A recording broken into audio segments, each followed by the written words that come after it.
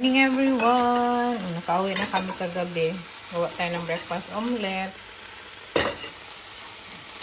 Yung itlog natin, lagyan ko siya ng kunting milk para mag-creamy. Yan ang ating may kamatis, spring onion, paprika.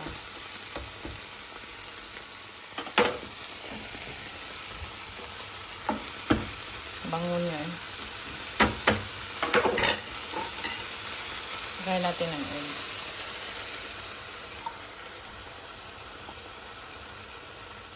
Lagyan natin cheese sa ibabaw. Grated cheese.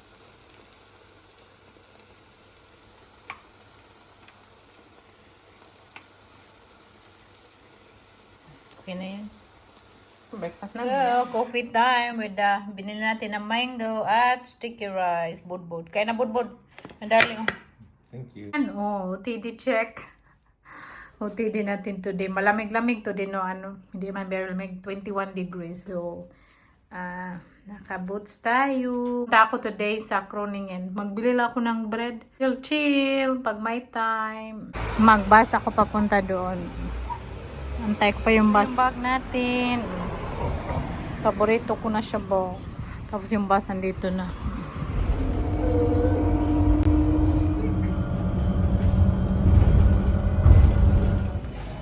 Station na tayo. Punta na naman tayo lagi ng Kroningen kasi wala tayong trabaho. Grabe na, stress na lang ako today. Mamaya, magchika tayo.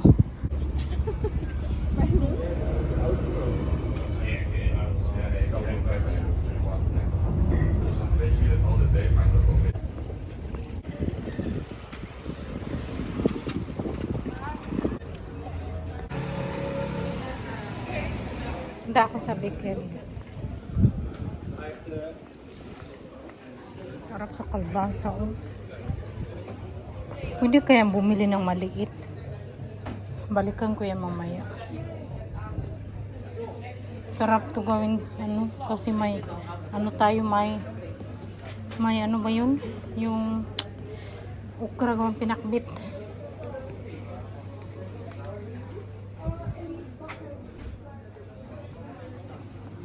Naglalakad ako, listen to the music sa AirPods. Kaka-relax. May parid carpet pa dito eh. Kaso artista basakan. Sasakyan. Plano ko palang bumili ng electric na para siyang golf cart. Para pag mag-grocery papuntaan to ba sa Tamiya. Or yung electric na motorbike. Either one of those.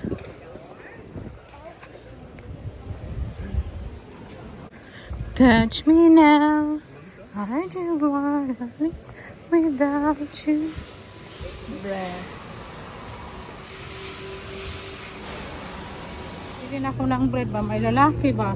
Tapos nagtanong siya sa akin, pwede ba daw ako makausap? Sabi ko hindi. Kasi madali ako. Hindi ko alam kung ano. Kausap man yung lalaki na yun. So, maganda yung weather. Mag-ano na ako, mag-ikot na ako tapos magsakay na ako ng naglalakad na ako dito mga 1 hour. May market din ito.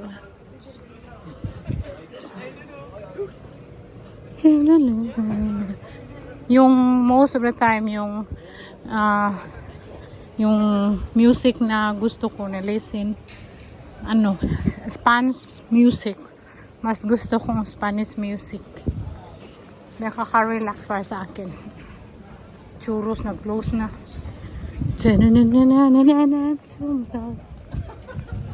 Dito na tayo sa shopping street nila. Pero hindi ako mag-shopping, no? Walang plano. Kasi mag-travel na naman kami ni Saki. Mag-book pa siya. So, hindi tayo mag-shopping dito. Doon tayo mag-shopping sa ibang bansa. Magkain muna ako bago ako mag-uwi. Gusto ko magkain yung pizza doon. Nasaan na ba yun? Ay, doon yung nadaanan ko. Masarap yung pizza nila kay may lamb. Kain muna ako dito bago umuwi. Ano to siya? Italian pizza. Nag-crave ako ng pizza kay parang lagi akong dumadaan dito ba? Ang sarap-sarap ng pizza nila. Very cozy dito. Inom tayo. Sinabi ko kay sa akin na magkain muna ako dito. Chill ako mag-isa. Buti lang may table pa kasi ano ba? Kailangan magpa-reserve. Tapos sabi ko ako lang mag-isa. Tapos 1 hour. Sabi niya may 1 hour daw. Sabi ko 1 hour. Para sa akin, sakto na yun. Kasi kung kain ka lang naman. Sabi ko kay sa akin, magkain ka dyan kasi may pagkain pa naman ang tira kahapon. Hiniti na lang niya ba? Kunti na lang kasi good for 1 person na lang. Nandito na naman tayo. Mag-chill na tayo. Lagi kasi akong dumadaan dito, tapos parang ang sarap-sarap ng pizza nila po kasi sa kinain na namin sakto lang. Ay masarap talaga yung kinakain namin doon, kaya lang na-close na pa kasi nag-pension na siya. So, yun. Try ko dito kasi pag masarap na dito sa kaya na yung pizza nila dito mas pricey kaysa doon sa kinakainan namin ni Saki. Pero pag masarap, 14 lang. Yung pizza nila is, yung in-order ko is 19 euro. Pero maliit. Siguro magbayad ako doon 16 or 17.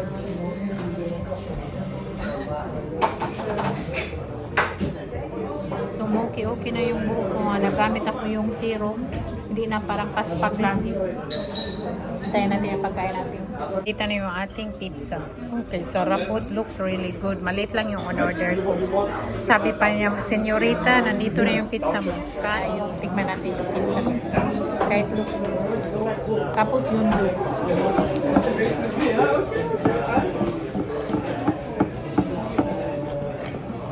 Ano to siya? Beef loin.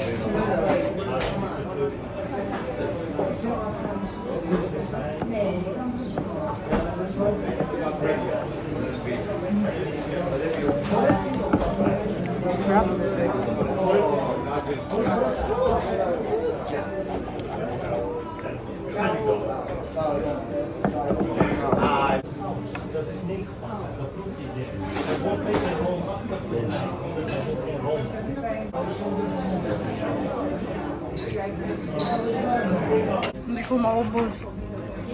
Daming tao. Hindi ko maubos kahit maliit yung pizza. In-order ko, dalhin ko na lang yan. Naman talaga yung pinunta ko doon. Tapos, yung natira nating pizza. Maliit yung in-order ko. So, yung nabayad ko lahat, 21 euro. May pizza pa. Mahal yung pizza nila doon kasi syempre naman, tingnan yung may stick sa ibabaw. Sobrang sarap. So, initin ko yan. Pakain ko kay Saki. Maghugas muna tayo. Alam nyo ba, grabe na stress talaga ako ng bonggang-bongga sa may-ari ng restaurant kay ano ba, hindi pa niya kami sinuldahan. Tapos nagtawa ako nung pumunta kami sa ni Saki, yung sa Antwerp, sa Belgium. Tapos sabi ko, dapat sulduhan mo na kami. Ganyan. Sabi ko ba, kasi sobrang tagal. At alam niyo ba, sabi niya wala daw siyang pera. Tapos today, nagbayad siya sa amin. 400 lang yung binayad niya, nabuang. Tapos sabi niya, wala pa daw siyang pera. Sa sunod na lang daw yung kulang. Sabi ko, ano yan? Trabaho namin yan. Tapos, bakit ganyan ka? Tapos, si Mary, 400. Yung bayaran niya sa akin dapat 1,600 euro. Tapos, hindi nga nakalahati yung pagbayad niya sa akin. Tapos, galit na galit talaga ako. Sobra na stress talaga ko sa kanya. Sana nakinig na lang ako kay Saki ba na hindi na magtrabaho. No, ayaw ni Saki magtrabaho ako. Tapos sabi ko, gusto ko na magtrabaho kasi gusto ko mag-ipon, ganyan. May gusto akong bilhin, ganyan. Pero okay naman ni Saki magtrabaho ko. Hindi kasi sa trabaho niya, sakto naman. Pero syempre, gusto ko talaga na may sarili akong pera. Mabili ko yung na hindi ko na kailangan maghingi sa kanya. Pero akong trabaho, binibigyan din ako ni Saki noon ng allowance, ganyan. Pero pag may trabaho rin ako, binibigyan pa din niya ako. Ganyan si Saki. Pero gusto ko talaga na may may sarili ding pera ba. Kasi sabi din niya sa akin noon na di ba gusto ko magtrabaho tapos ayaw niya. Tapos sabi niya last time, O, tingnan mo, na-stress ka pa. Natawa na lang talaga ako. Tapos, kasi na, ano talaga ako ba, sobrang nainis, nagalit talaga ako sa may-ari ng restaurant. Namin siya ni Mary kasi kulang pa din yung binayad niya kay Mary. Tapos sa akin, yung bayaran niya sa akin 1,600, tapos 400 lang yung binayad niya. Di ba, ang laking pera na yun, no? I-convert natin sa peso, ang laki na yun. Hay, sabi ko ba, bakit ba ganito? Uy, bakit ba ganyan siya? Nga, grabe yung pagtrabaho ko doon. Tapos, yung tip, hindi ko pa hingi-hingi. Puntahan siguro namin ni Mary this week. Tapos, magpunta kami doon sa, pag hindi pa niya madala sa usapan, mag-file na kami ng complaint. Na siya madala sa usapan ba? Tapos, nagtawag siya sa akin, hindi ko na sinasagot. Kasi, pag sagutin ko ba, para bang siya pa ang galit na wala daw siyang pera, paano, ano daw gawin? Sabi ko, hindi ko na yan problema kung wala kang pera. Kasi kung alam ko lang na ganito ka magbayad, hindi na sana ako mag-apply sa iyo at hindi ko na sana pinabot ng isang week or 1 month pa magtrabaho sa iyo. Buti na lang talaga, naghinto ako. Ay, Diyos ko, grabe talaga. Hindi ko akalain ba, may ganito ding tao sa, Netherlands, abnormal. Nainis talaga ako sa kanya. Buti na lang, may vlog ako na trabaho doon kasi may pruweba. Pakita akong pruweba ba kay, syempre hindi niya kami binibigyan ng kontrata. So, ay, nainis talaga ako. Tapos nahiya pa ako kay Mary kay, di ba akong nagsabi sa kanya na magtrabaho siya doon kasi naghanap ng trabahante. Buti na lang hindi ako ng ibang Pinay kasi kakahiya sa akin. Ako pa yung naghanap ng magtrabaho doon. Tapos hindi pa siya mag-ayos, magbayad. Hindi ko kasi alam din, no? Akala ko matino siyang tao ba kasi matino man siyang kausap. Pero abnormal din pala. Tapos sa akin din, na-stress sa akin.